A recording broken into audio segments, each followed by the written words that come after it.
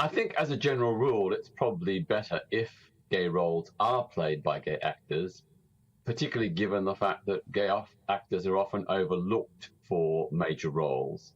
Many of you will remember that when Rupert Everett, the gay actor, came out some years back, he said that his offers of, big major romantic leads suddenly dried up. So I think, to correct the underrepresentation, I think it's probably a good thing. I also think that probably gay actors can give a sense of, authenticity, interpretation, sensitivity that some straight actors may not be able to. But having said that, I don't think it should be a hard and fast rule. I mean, look at a straight actor like Tom Hanks, did play a gay man very convincingly in Philadelphia.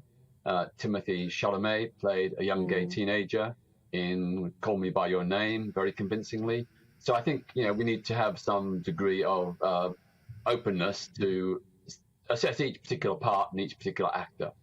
Do you think we're starting to see a kind of conflation of issues between sort of sensitive depictions of LGBT culture, of LGBT representation, and then actually this sort of sentiment by perhaps some more slightly woke people saying that it should be very prescriptive in who plays who? Do you think there is some conflation going on there?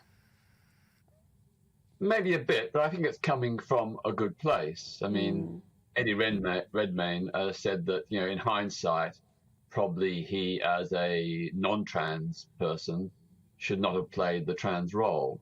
And that's partly a sensitivity to the fact that, trans actors are massively underrepresented in big Hollywood blockbusters.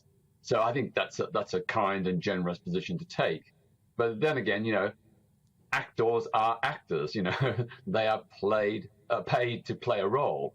And I think, for example, Vanessa Redgrave was very convincing in the 1980s series, or film rather, portraying the trans tennis player, Renee Richards. That was a really convincing portrayal where she played both Renee Richards as a woman and as a man with incredible conviction. Paul, over to you.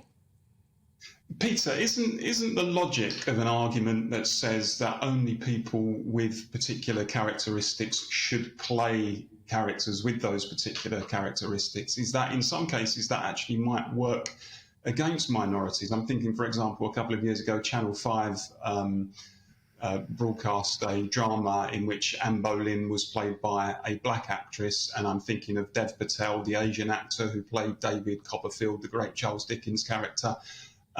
Under the argument that says, well, no, if you're not of those characteristics, you shouldn't play those roles, they would have been ruled out of those roles, wouldn't they? Well, exactly, and that's why I'm saying it shouldn't be a hard and fast rule. And I think that a new portrayal of Anne Boleyn as a black woman was very innovative, and I thought very challenging, interesting, and I liked it. I would not say a hard and fast rule. I think it is down to the individual script and actors and what the actor can bring to the character. And Peter, how much of an issue do you think LGBT plus representation is in the sphere of acting today? We know that in the past there have been great challenges, as you mentioned, Rupert Everett being a kind of key example. But in this day and age, do you think it's as much an issue? Do you think we've still got a long way to go? I think it is undoubtedly shifting. It's not as bad as it was, 20 or 30 years ago, and that is a great credit to everyone in the film industry. But I think there is a way to go yet, and I would like to see, more gay actors play major Hollywood romantic roles if they are the appropriate person and have otherwise all the qualifications and the abilities.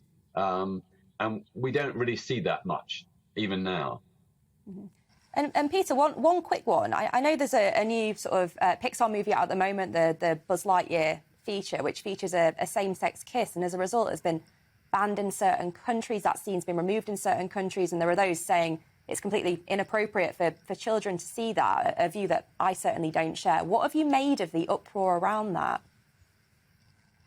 Well, it is just a kiss, and it's hardly passionate. It's hardly there's nothing sexual about it. It's just a kiss, And I think most young people just think it's sweet. I mean, I have a friend with some kids who saw a same-sex kiss, and the young girls and the boys said, "Oh, isn't that sweet?"